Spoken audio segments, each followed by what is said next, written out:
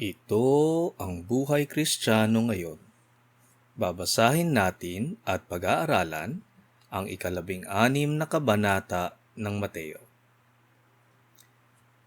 Humingi ng himala ang mga Pariseo at Sadyuseyo.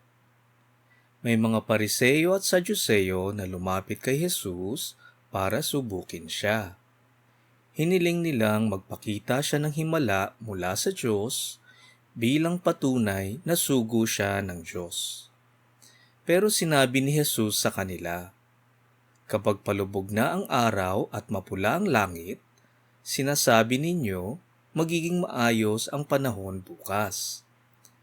At kapag umaga at makulimlim ang langit, sinasabi ninyo uulan ngayon. Alam ninyo ang kahulugan ng mga palatandaang nakikita ninyo sa langit. Pero bakit hindi ninyo alam ang kahulugan ng mga nangyayari ngayon? Kayong henerasyon ng masasama at hindi tapat sa Diyos. Humihingi kayo ng himala pero walang ipapakita sa inyo maliban sa himalang katulad ng nangyari kay Jonas." Pagkatapos, umalis si Jesus. Bakit kaya sadyang may mga taong ayaw maniwala kay Jesus? Sa dinami-daming himala sa pagpapagaling at pagbuhay ng patay, mayroon pa ring ayaw tanggapin ang kanilang nakita. Maaari nating sabihin na natatakot silang mawalan ng kapangyarihan dahil baka mapalitan na sila ni Jesus. Maaari din namang gusto nilang itago ang kanilang mga kasalanan at mapapahiya sila sa mga tao. Maaari ding nakikita nilang mali ang tinuturo nila sa mga tao base sa mga pagbatikos ni Jesus. Maaari ding hindi si Jesus ang nasa isip nila na darating na Mesayas. Sa kanilang pananaw, ang Mesayas ay isang makapangyarihang hari na magpapaalis sa mga Romano at magtatatag muli ng kaharian ng Israel. Hindi ito ang nakikita nila. Darating din ang takdang panahon na ipapakita sa ating lahat na si Jesus nga ang makapangyarihang hari. Sa kanyang pagbabalik, sinasabi sa kasulatan na makikita natin si Jesus sa kanyang totoong katauhan. Ang aklat ng Revelation ang nagsasaad ng maluwalhating pagbabalik ni Jesus, ang Mesayas ng Diyos Ama. Basahin natin ang babala ni Jesus tungkol sa turo ng mga Pariseo at mga Sadyuseyo. Tumawid ng lawa si Jesus at ang mga tagasunod niya, pero nakalimutan ng mga tagasunod na magbaon ng pagkain. Sinabi ni Jesus sa kanila, "Mag-ingat kayo sa pampaalsa ng mga Pariseo at mga Sadyuseyo." Nag-usap-usap ang mga tagasunod ni Jesus. Akala nila kaya niya sinabi yon ay dahil wala silang dalang tinapay. Pero alam ni Jesus ang pinag-uusapan nila. Kaya sinabi niya, "Bakit ninyo pinag-uusapan ang hindi ninyo pagdala ng tinapay? Kay liit ng pananampalataya ninyo. Hindi pa ba kayo nakakaunawa? Nakalimutan na ba ninyo ang ginawa ko sa 5 tinapay para mapakain ang 5,000 tao? Hindi ba ninyo naaalala kung ilang basket ang napuno ninyo sa mga natirang pagkain? Nakalimutan na rin ba ninyo ang ginawa ko sa 7 tinapay para mapakain ang 4,000 tao? At kung ilang basket ang napuno ninyo ng mga natirang pagkain? Hindi ba ninyo naiintindihan na hindi tinapay ang tinutukoy ko nang sabihin kong mag-ingat kayo sa pampaalsa ng mga Pariseo at Sadyuseyo?" At saka lang nila naintindihan na hindi pala sila pinag-iingat sa pampaalsa, kundi sa mga aral ng mga Pariseo at Sadyuseyo. Ang bayan ng Israel ay tumitingin sa mga Pariseo at Sadyuseyo at mga tagapagturo ng kasulatan para malaman ang salita ng Diyos. Madaling naihalo ang mga turo ng tao sa turo ng Diyos. Noong panahon ni Moises, ang Diyos Ama mismo ang nagbibigay ng mga utos kay Moises. At kung may mga katanungan sa utos ni Moises, ito naman ay pinapatunay ng Diyos Ama. Sa panahon ni Jesus, ang Israel ay hindi nagkaroon ng propeta sa loob ng 400 taon bago kay Juan na tagapagbautismo. Sa panahon na ito, ang mga Pariseo, Sadyuseyo at tagapagturo ng kautusan ang mga kinikilala ng tao na nakakaalam at nakakaintindi sa mga kautusan ng Diyos. Ngunit malayo ang puso nila sa Diyos Ama at mali ang kanilang pagkakaintindi sa mga kautusan. Ipinasok nila ang mga tradisyong nagmula sa tao at hindi nila nakikitang salungat ang mga ito sa kautusan ng Diyos.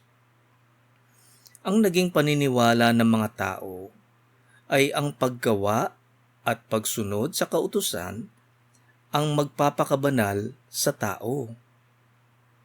Ito ang kamalian sa tinuturo nila. Hindi sa gawa ng gagaling ang pagpapakabanal ng tao.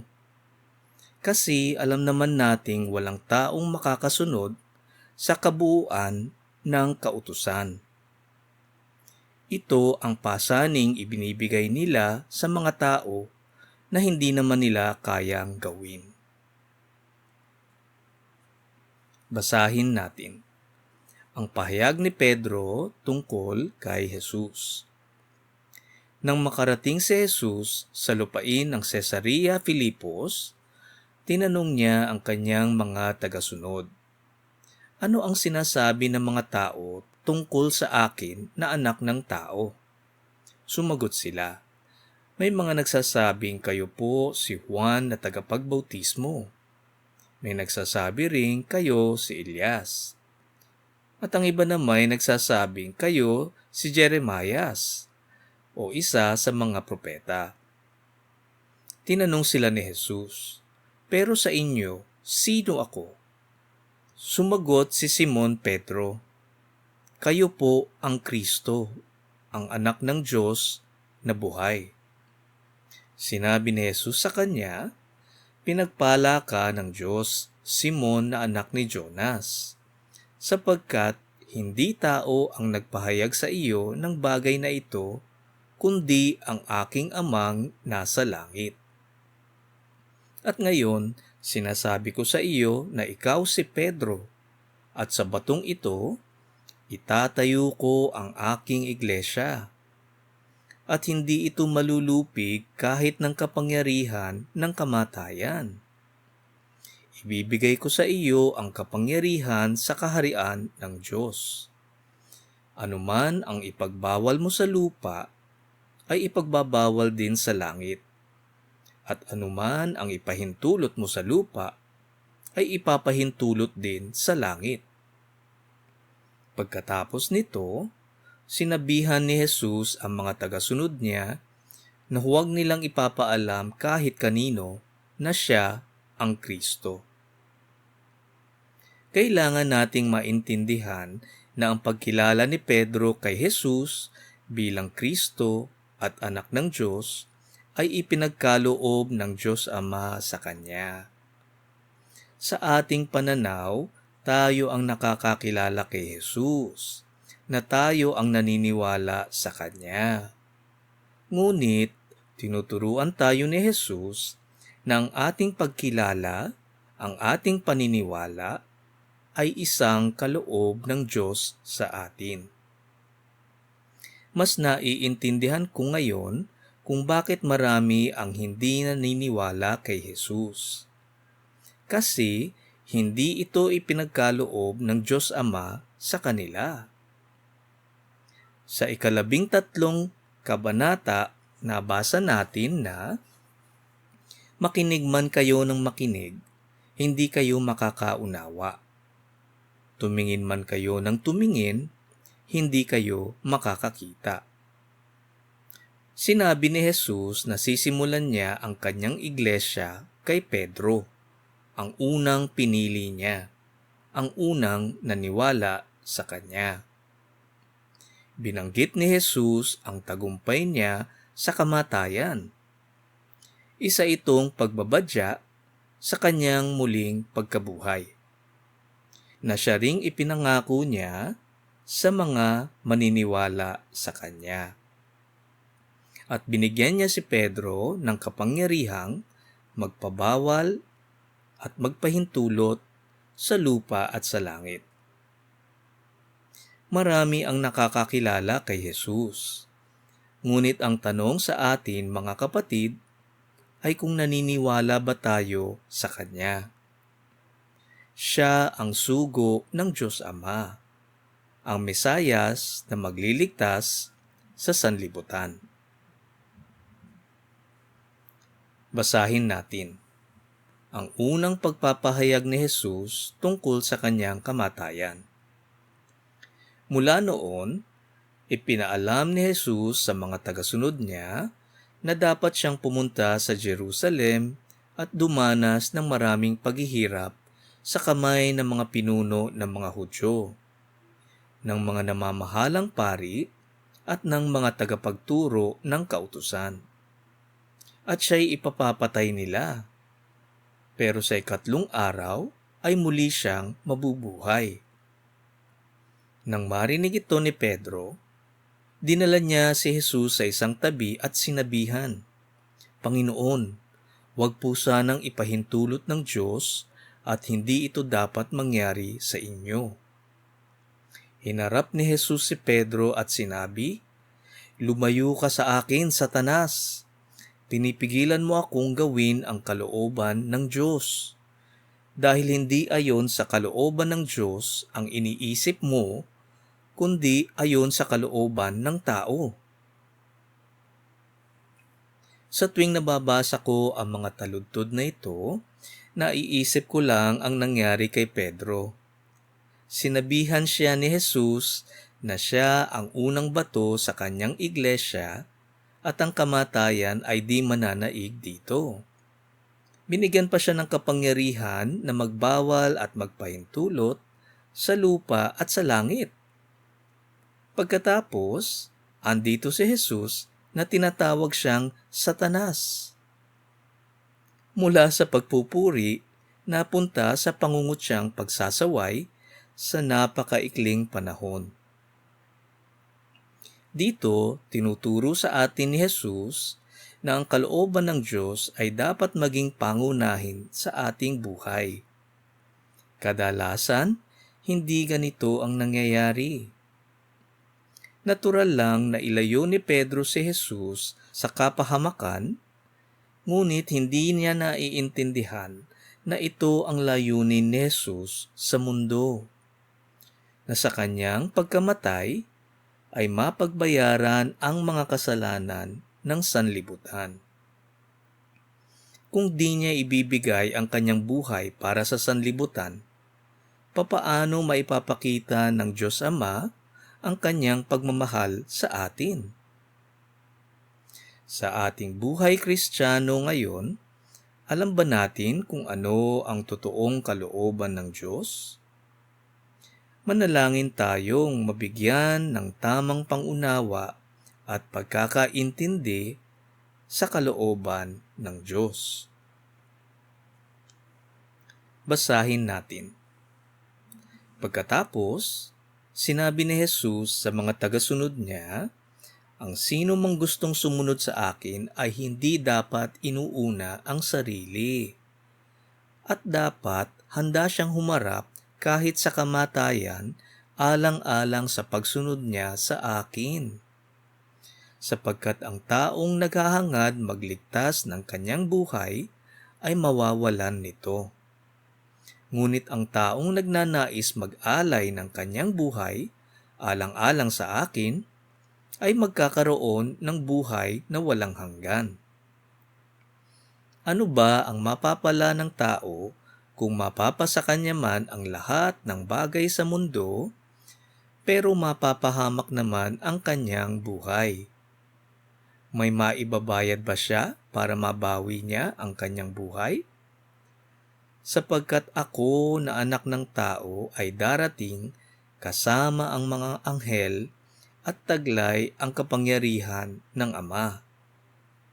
Sa araw na iyon, gagantimpalaan ko ang bawat isa ayon sa kanyang mga gawa. Sinasabi ko sa inyo ang totoo. May ilan sa inyo rito na hindi mamamatay hanggat hindi nila nakikita ang anak ng tao na dumarating bilang hari.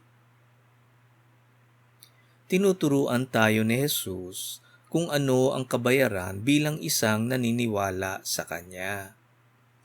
Kailangan nating isantabi ang ating sarili at sumunod kay Jesus. Sa ating pagsunod sa Kanya, alam nating kailangan nating talikuran ang mundo, talikuran ang kasalanan, talikuran ang sarili. Ito ang ibig sabihin nang tayo ay dapat mamatay sa kasalanan at mabuhay kay Jesus. Ito ang buhay Kristiyano ngayon. Ito ang makitid na daan. Alam nating mahirap tahakin ito at alam nating tayo ay madadapa. Sa tuwing tayo ay magkakasala, ikumpisal agad natin kay Jesus at iwasan nating maulit ito. Madalas ay manghihina ang ating loob at maglalaro sa ating isip kung nakikita ba tayo ng Diyos. Kung papatawarin pa ba tayo sa paulit-ulit nating pagkakasala. Papasok ang pag-aalinlangan sa ating puso at tutuksohin tayo ng mundo para sa isang buhay na madali ngunit malayo naman sa tamang landas. Maging matatag tayo sa bawat araw ng ating buhay at mag-aantay tayo sa gantimpalang ipinangako sa atin ni Jesus. Kapag may pinagdadaanan tayong tukso, ano ang ipinagpapalit natin? Pipiliin ba natin ang maganda, ang madali para sa ating sarili, kahit na ito ay kasalanan? Katulad ng panunukso ni Satanas kay Jesus, pagkatapos niyang mag-ayuno, aanhin natin ang buong mundo kung sa ating pagkamatay ay mapupunta lamang tayo sa impyerno. Pag-isipan natin ito, kapatid. Manalangin tayo. Diyos Ama, buksan ninyo ang aming puso at isipan at tulungan mo kaming maintindihan at isabuhay ang aming napag-aralan ngayon. Nananalangin kami sa ngalan ni Jesus. Amen. Dito nagtatapos ang ating pag-aaral sa 16 na kabanata ng Mateo. Ugaliin natin ang pagbabasa ng salita ng Diyos. Nandito ang mga salitang nagbibigay ng buhay na walang hanggan. Ito ang buhay Kristiyano ngayon.